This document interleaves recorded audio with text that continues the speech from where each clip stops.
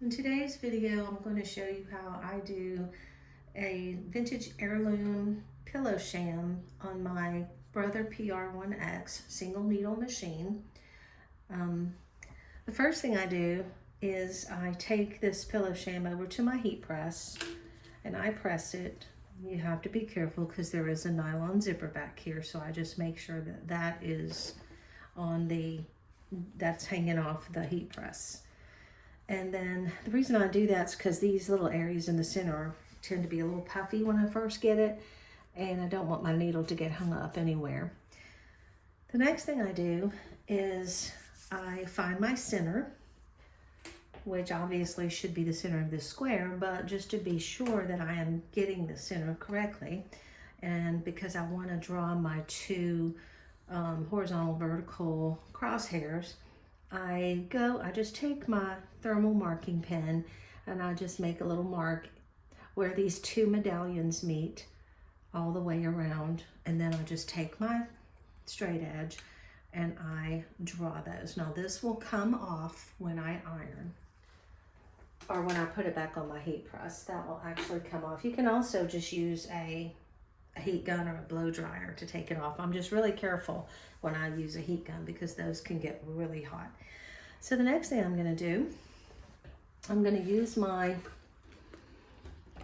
Mighty Hoops base, my Hoop Master from Hoop Master, and what I have here is I have a 12 by 12 piece of tearaway stabilizer, and when you put it on here, these are little magnets and they just flip down and they hold it on.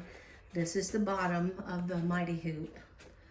And then I'm going to open up my pillow sham and I'm just gonna slide it on. This is the good thing about this, is that this gives you a free arm so that you can slide your item to be embroidered on here. So I'm just gonna slide this on here.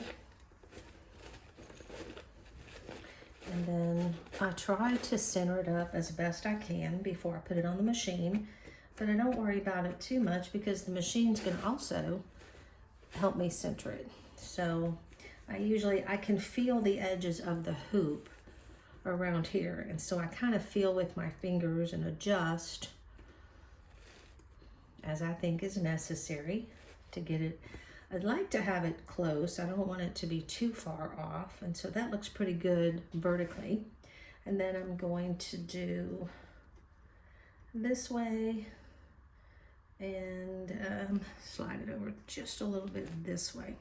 So when I put it on my hoop, I want it to be as straight as possible, but I can also get it lined up on my machine. Okay, so obviously, if you did not have the magnetic hoops, you would just put your hoop that comes with your machine inside. The only hoops that I have that came with my machine, though, were a 4x4 and an 8x12. Rather than purchasing new hoops that would fit other things, I just decided to go ahead and purchase Mighty Hoops. And my goodness, I love these. If you have not gotten these yet, they're worth it. You can do PayPal, pay in 4 installments. So this one was $150, I think, and each other component, these all were different prices, but for me it was totally worth it. So now what I'm gonna do is I'm just gonna hold this over here and then let it go. And these there's 4 little marks around the outside of this hoop that will show you how far off you are. It's pretty close. So I'm not gonna worry about taking it off and recentering. So the next thing I'll do is I'll just kind of take these edges here and I'll just pull a little bit just to make sure that it's nice and taut. And that feels pretty good. Okay, so it's ready to go on the machine. So this lifts up and you can release your magnets. And then just pull your hoop up and then slide it off.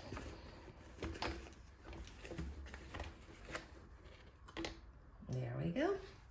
And so this is what this looks like before I put my stabilizer on there. So I know I didn't show you that step. So I purchased the 12 by 12 stabilizer. And so it's already cut for me and it works perfectly. This is an 8 by 7 hoop that I got from Mighty Hoops. And so this will just, when you put the bottom hoop on first, then this just lays on top and you can just put it under here. And then these magnets come down and hold it into place. And so that's really easy to do. Okay, so I'm going to take this over to my machine next. So I will be back in just a second. Okay, now we're over at the machine and I have my flash drive loaded. So I'm going to press this button and then I'm going to find the design that I'm going to stitch out. I'm going to be stitching this design on my pillow cover. Now, when you slide this pillow sham over, you have to slide it with the open end facing up. And so I really like my design, my pillow sham, to have the zipper at the bottom. So I'm going to flip this design. So first I'm going to press set, then I'm going to press rotate. I want this design to be upside down, so I'm going to press this top 90 degree, which is going to flip it to the right. And when it flips to the right, it's going to be upside down so that the top of the design will be where I want the top of the design on the pillow sham. So I'm going to press OK. So the next thing I'm going to do is put my bobbin in. So I'm going to pull out just a little bit of bobbin. So you're supposed to pull out about 2 inches. I'm going to put that, insert that, and then close this. And then I want to change my thread. So I'm going to be using this pink thread. And I don't rethread the machine every time I change thread. Instead, I use the tie off and pull through method. So I'm taking the spool of thread off that I had on there.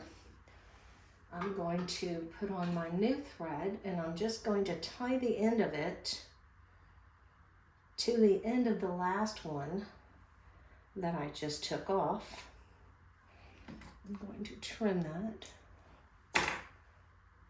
And I'm going to put 2 knots together.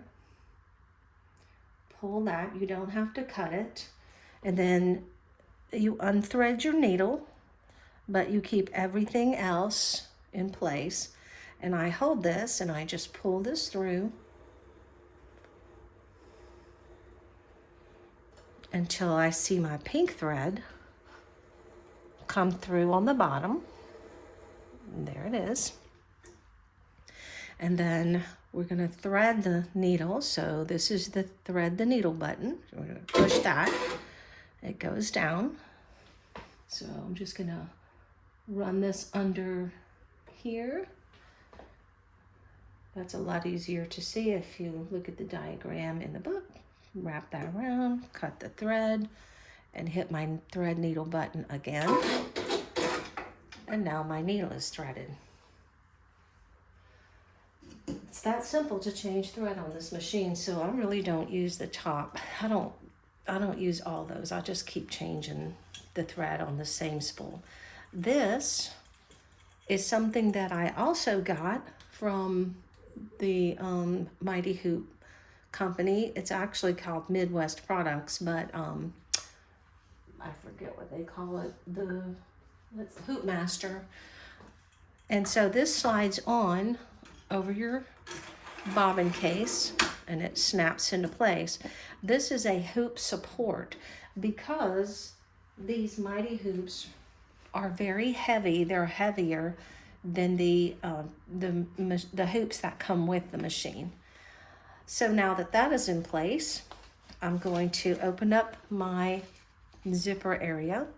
I'm going to put the bottom underneath this hoop support, line it up here, and then I usually just hold this excess fabric back out of the way and slide under the needle. These line up just like your regular hoops do, and then snap into place. I'm gonna make sure I have this excess fabric out of the way back here. There we go, and that's in place. Okay, so I just kind of make sure all this excess fabric is not in the way. This kind of hangs down underneath the support here and the arm, the free arm, so that it's not going to sew through. So the next thing I want to do is I want to make sure that when my design begins to stitch, that it is centered on this pillow sham. I double check it's upside down. I have the pillow sham upside down. So I'm going to press this button, which says embroidery.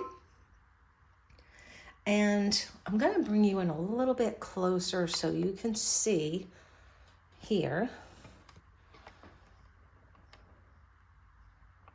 Let's see if I can get you to see this. I'm gonna have to move my ring light so you can see. All right, there you go. So actually the laser, this is the laser positioning system, and this is wonderful. I'm pretty close, but I am going to I'm gonna go through the process anyway, just to make sure that it's as good as can be. So what we want to do next is we're going to press this button with the red cross, and then you have several buttons that you can use. It depends on how you want to line up your design. So the cross is the center. So I'm gonna press that and press next. So it's gonna walk me through number 1. It's letting me know that I want to line it up from left to right, which it doesn't matter which one of these I choose. Any one of them would work, up and down, left or right. So I'm gonna go ahead and say next and just stick with that one. So then you see this number 1, which appears at the center of my design. And I need to use these arrows to make sure that it is positioned at the center, which it's pretty close. I think I'm gonna come down just a little bit. Gotta move my camera again so you can see what I'm doing. So get as close as I can to show you. It looks like I just really need to come down just a tad. So I'm gonna press that down arrow a couple of times till I feel like it is perfectly centered, and to the left and right it looks like it's good. So then I'm going to press next on the screen, and when I press next on the screen, you can see up here that it moves to position 2. So what it's asking me to do now, it's asking me to line that center position up. Let me point to it right there. It's asking me to line this center point up with my line that I drew. Okay, so you can see it's just a little bit off. So I'm going to use my up arrows over here on the screen and get that where I think it needs to be. Maybe one more. And that looks pretty good. And then when you press set on the screen, it's going to move. And you may think that it's not center positioned, and I have often questioned this and gone through this process many times, and it always goes back to this where it looks like it's off center. But one time I thought I'd be smart and change it, and then it didn't embroider right at the center. It was okay, but it didn't embroider right at the center. So I'm gonna actually leave it right where it went. And I think when we're done with this design, you will see that it is centered. So let me put my camera back down in place. Sorry, I'm working with a ring light on a tripod here, so trying to move it around for you while I get a good video is kind of hard to do. Okay, so I'm all centered, I'm all lined up. The next thing that I want to do, let me adjust here just a little bit, is I'm just going to press lock. Let me see if I can show you where that's at. I'm just going to press there it is, it's in red, lock.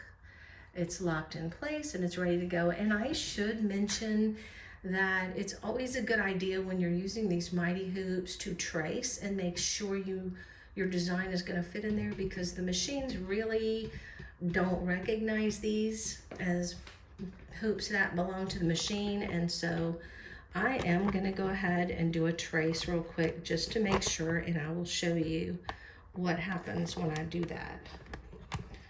Sorry, my everything is coming loose here. Okay, I'll turn that light back on. And so to do a trace, there's my trace button right here. I'm going to go ahead and do a trace, and you'll see as it traces around, it's showing me where the design will go.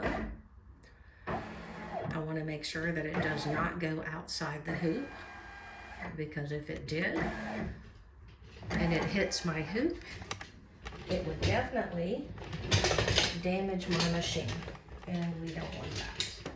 All right, so sorry about this. I'm getting this reset up again so you can watch when I start the stitching process. Okay, so I'm gonna hit lock again because it obviously it unlocked in order to do a trace. So I'm gonna hit lock, double check everything.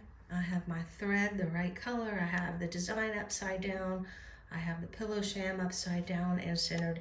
I double check everything because I don't want to mess up a good quality blank. So here goes. I'm gonna press lock again, and the go key is this green one with the arrow, and there it goes. And when it's finished, I will let you see it. Okay, so no matter how much I checked, we all make mistakes, and so I'm going to admit to a mistake that I made, and I'm going to show you how I correct my mistakes. So I have a bow that's two-toned. I intended to use this light pink thread for the name and the major part of the bow, and this rose darker colored thread for the other pink and the bow. However, I threaded the machine with the light pink when I should have threaded the machine with the rose color. But no worries. I can actually put this rose color on here now, rethread, and restitch the part that should have been rose. And it might be a tad bit dense there, but on a pillow sham, it's really not gonna matter. So I'm gonna go ahead and make that correction. And then, of course, I'll come back. I just wanted to show you that just because you make a mistake doesn't mean that you can't correct it. So I'm gonna do that. Okay, so I have changed my thread color to the rose, but I can't just start stitching, because if I do, it will move on to the next step in the design. So I need to now back up my machine so that I can go back over that step. So here's how you do that. There is the second little square lit up here, has a needle and a plus or minus. So I'm good. That's what you use to back up or go forward. So I'm gonna press that. And you have options. You can back up so many stitches, or you can back up the thread spool over here is a whole step. I need to back up an entire step. So you can see my machine is on the lighter pink now. I need to put it on the darker pink. So I'm gonna do minus, and you see it jumps back to the darker pink. And so now I'm ready to start stitching, and it should just stitch over this just fine. I'm gonna press OK, then lock, and then go. So it's gonna restitch over that same area. Okay, so it has restitched the darker rows, and it feels just fine. It's not too dense. I would have rather not have to do that, but it's okay. So now I am ready to stitch out the main part of the design and the rest of the bow. So again, I have changed my thread to the lighter pink. The needle is threaded. I'm gonna press lock and then go. And we'll be back. Okay, embroidery is finished. We're just gonna pop this up and remove this. Show you what it looks like. And there is the finished product. Let me zoom out some so you can see. So you can see my bow came out just perfect. So we're just gonna pop this off, trim and remove the stabilizer and insert a pillow, and it's going to look good. Here is the pillowcase with a pillow insert. These pillow shams take an 18 by 18 inch pillow sham, pillow insert, I mean. And I will also be doing some matching things to go with this. I will be doing a quilt with the same pink trim with a different bow design, 2 bird cloths, and a bib. So I will let you see those when I am finished with those. Thank you for watching, and I hope my video will help. If you are interested in Mighty Hoops, I can post a link, and anything that I use, I'll be glad to share with you if you just let me know. Thank you.